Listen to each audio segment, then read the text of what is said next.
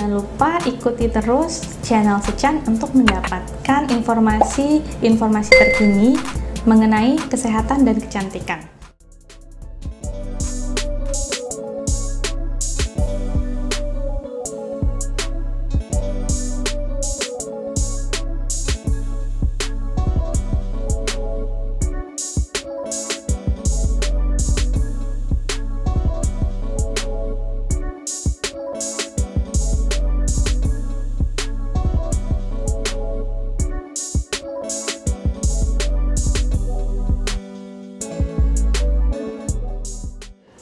Halo sahabat Sechan, saya Dr. Nanang Miftah Fajari, spesialis penyakit dalam, konsultan endokrin, metabolik, dan diabetes dari Rumah Sakit Nirwana Banjarbaru. Kali ini kita akan bersama membahas tentang diabetes, bagaimana pengobatan diabetes. Nah, untuk lebih lengkapnya, mari kita ikuti video berikut ini.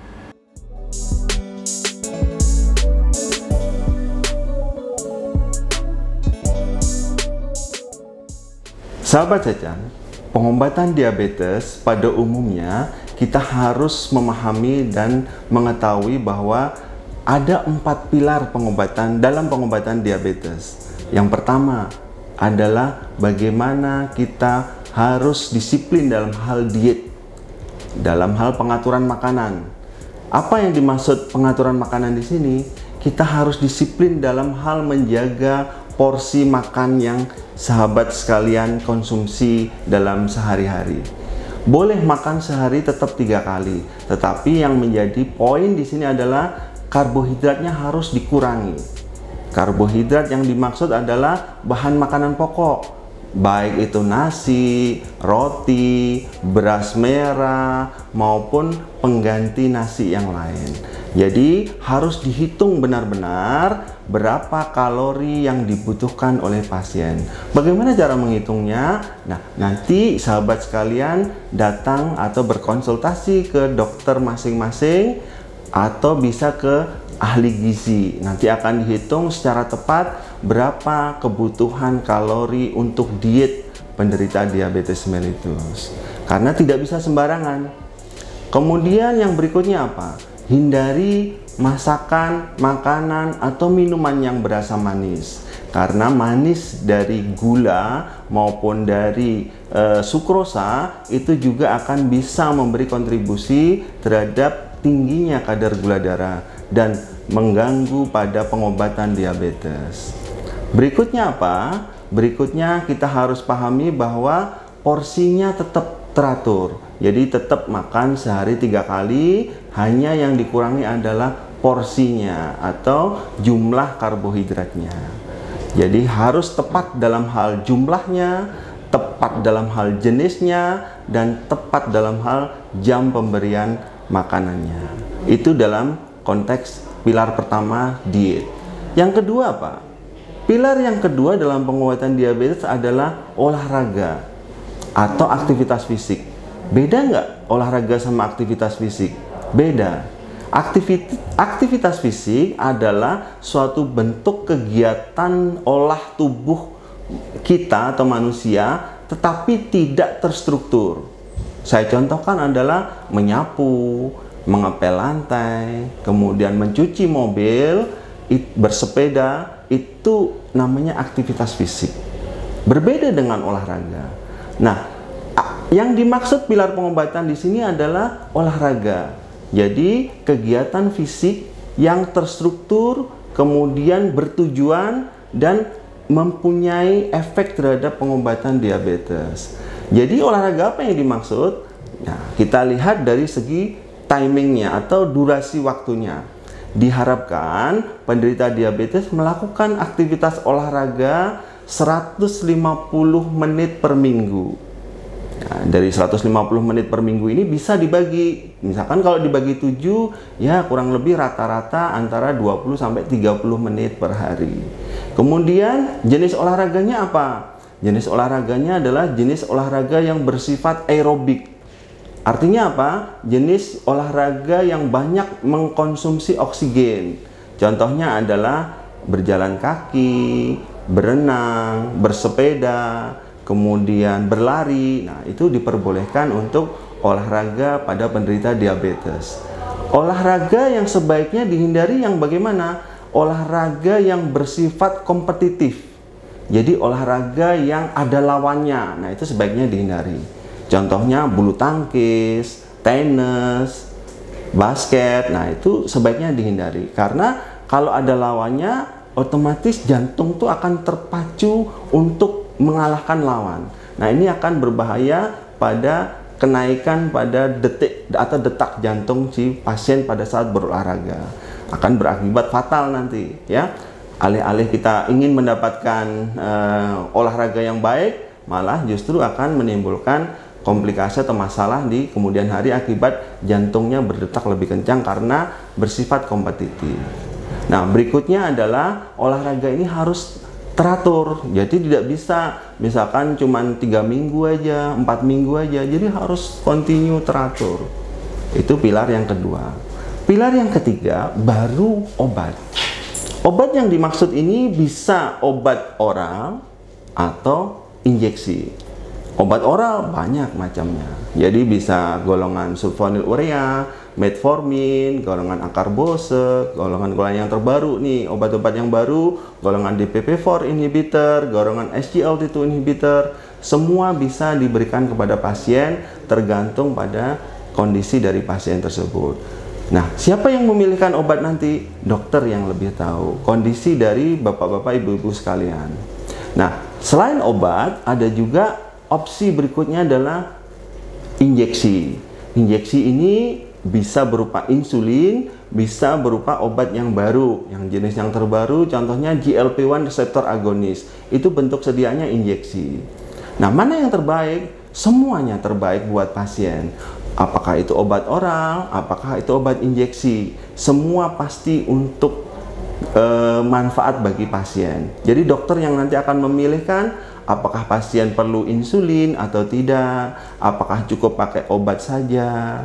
Nah, tetapi harus diketahui bahwa pengobatan atau obat, baik obat oral maupun injeksi, tidak akan memberi manfaat manakala diet dan olahraga tidak dilaksanakan dengan baik. Jadi jangan berpikir hanya dengan mengandalkan obat. Misalkan seringkali pasien, dok saya minta diberi obat yang paling bagus dok, tetapi dia tidak menjalankan diet dan olahraga yang teratur. Akibatnya apa? Gula darahnya tidak terkontrol. Sebaliknya, pasien-pasien yang cuma mendapatkan obat generik, tetapi dia disiplin dalam hal diet, dalam hal olahraga, dalam hal minum obat, hasilnya juga baik. Nah, sehingga kunci keberhasilan dalam pengobatan diabetes ini adalah bagaimana kita disiplin dalam hal diet, olahraga, dan meminum atau menyuntikkan obat-obat yang disarankan oleh dokter. Pilar pengobatan diabetes yang keempat, apa itu? Yaitu bahwa pasien juga harus meminimalisir faktor-faktor resiko yang sudah kita sebutkan di depan tadi. Pasien dianjurkan untuk menurunkan berat badannya. Kemudian pasien harus stop merokok apabila dia merokok. Pasien juga harus menghindari stres yang berlebihan, karena stres ini juga akan memicu kenaikan gula darah yang signifikan.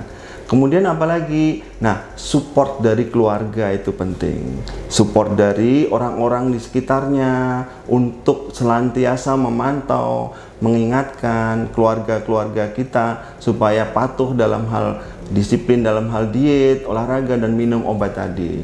Nah, pilar keempat ini sama pentingnya dengan pilar pertama, pilar kedua, pilar ketiga tadi. Karena tanpa support dari orang-orang yang tersayang dari pasien diabetes, mustahil pasien diabetes itu bisa melaksanakan program yang diberikan oleh dokter dengan baik.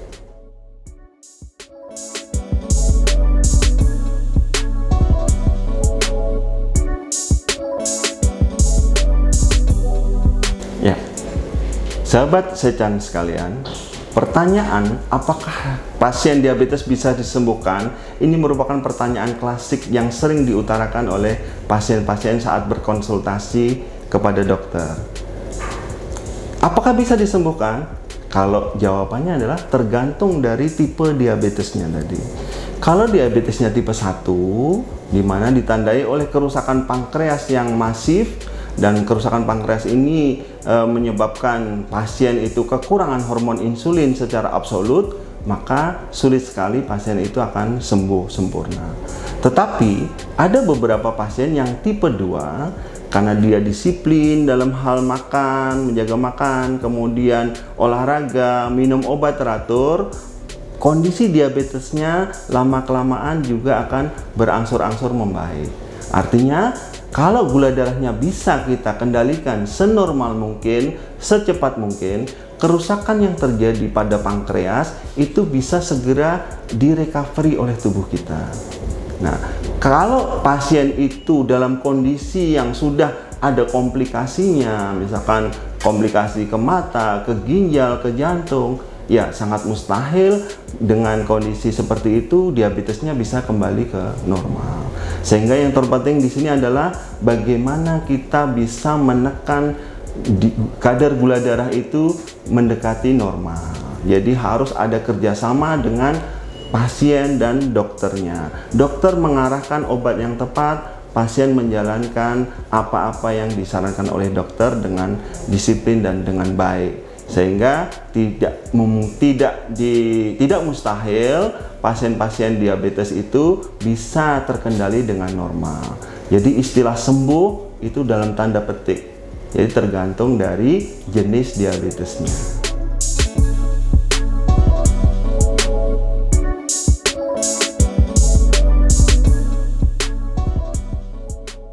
Pencegahan diabetes ada 3 poin yang harus dipahami oleh penderita diabetes maupun keluarganya. Apa saja itu? Yang pertama adalah pencegahan primer.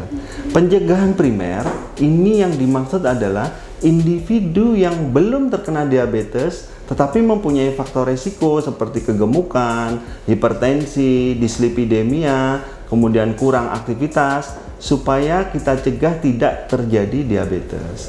Caranya bagaimana? Dengan melakukan edukasi seperti ini. Kemudian yang kedua, pasien diarahkan untuk mengatur pola makannya supaya dietnya tidak mengarah ke kondisi diabetes. Kemudian pasien juga dianjurkan untuk berolahraga secara teratur. Berikutnya, pencegahan yang kedua adalah pencegahan sekunder. Apa yang dimaksud pencegahan sekunder adalah mereka yang sudah kena diabetes, kita cegah supaya tidak kena komplikasi, baik mikro maupun makrovaskuler yang sudah kita jelaskan tadi. Caranya bagaimana? Ya, pasien diedukasi untuk berobat secara teratur, menjalankan program diet yang sudah disarankan, berolahraga, kemudian meminum obat secara teratur. Nah, itu pencegahan kedua. Yang terakhir adalah pencegahan tersier. Apa yang dimaksud pencegahan tersier? Mereka yang sudah kena diabetes, kemudian kena komplikasi, kita upayakan supaya tidak menjadi lebih parah lagi. Artinya, pasien kita cegah supaya tidak dalam kondisi yang tambah lama, tambah lemah, tambah lemah, tambah lemah, sehingga mengganggu aktivitas fisik dan kehidupan sehari-harinya. Contohnya, kalau pasien sudah kena gagal ginjal, ya kita upayakan untuk dilakukan cuci darah. Pasien yang sudah kena komplikasi ke jantung, ya kita upayakan untuk jantungnya diberi pengobatan yang optimal, misalkan dipasang stent atau dipasang ring atau pengobatan yang lain. Nah, ini adalah pencegahan tersier. Sahabat sekalian, yang penting adalah poin pertama tadi, pencegahan primer, pencegahan sekunder, pencegahan tersier, itu harus dipahami. Tujuannya adalah yang pertama, pasien tidak jatuh dalam kondisi yang lebih jelek lagi.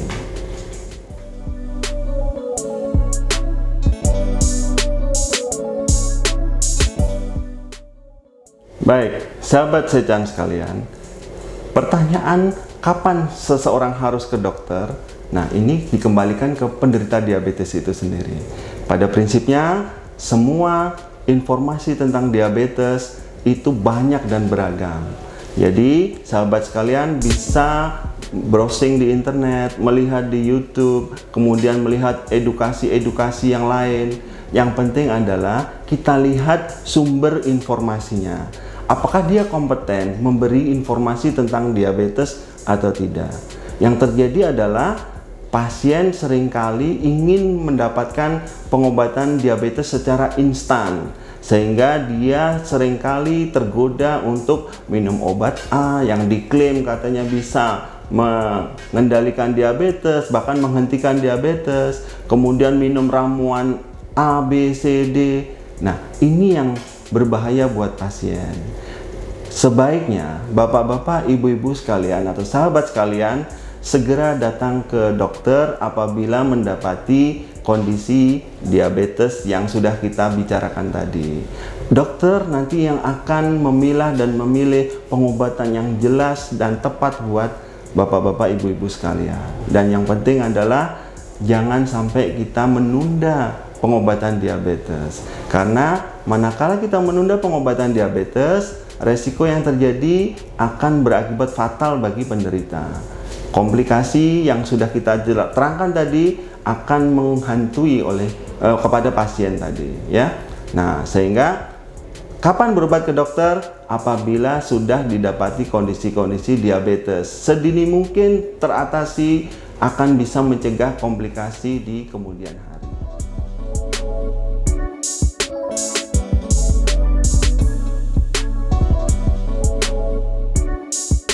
Tadi kita sudah bersama-sama mendengarkan bagaimana diabetes itu mulai dari pengertiannya, klasifikasinya, kemudian macam-macamnya, penyebabnya, pengobatannya, kemudian dan yang terakhir adalah pencegahannya. Nah, sahabat sekalian, yang penting disadari di sini adalah diabetes itu ada di sekitar kita, bisa menyerang semua usia. Poinnya adalah jaga sahabat sekalian agar tidak terkena diabetes. Keluarga dan orang-orang tersayang di sekitar Anda diupayakan supaya tidak terkena diabetes. Baik, demikianlah edukasi tentang diabetes, pencegahan dan pengobatannya. Kemudian jangan lupa like, subscribe, and share tentang edukasi ini, karena nanti akan ada banyak edukasi-edukasi tentang kesehatan dan kecantikan dari channel Sechan ini.